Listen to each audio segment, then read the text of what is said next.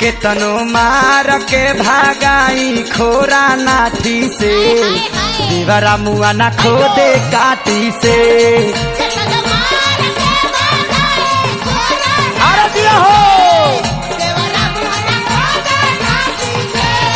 केतनो मार के भागाई खोरा नाठी से देवरा मुआ ना खोदे काटी से।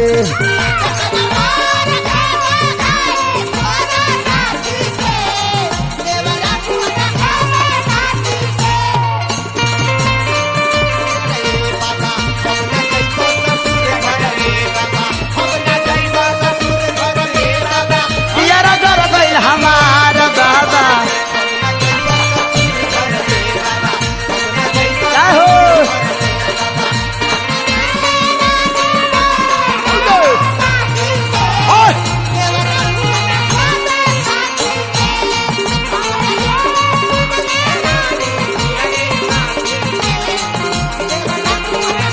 ए हो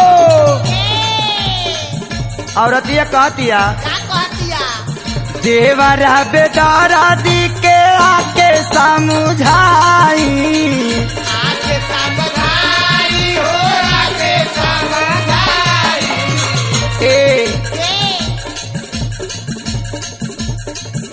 सैया पवन रउआ जल्दी घरे आई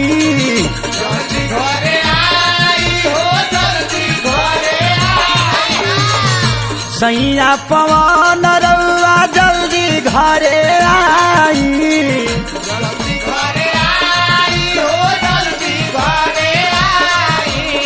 एगो गलती रही तब नु आके कर कान पकड़ के उठ बैठ करवाई आके मारी ना खेसारी आके लाठी से देवरा मुआ ना खोदे काटी से।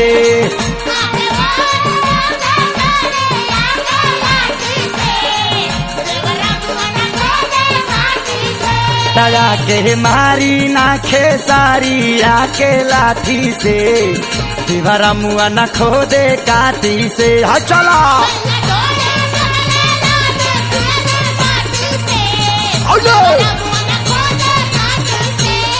आके मारी ना खेसारी आके लाठी से देवरा मुआ ना खोदे का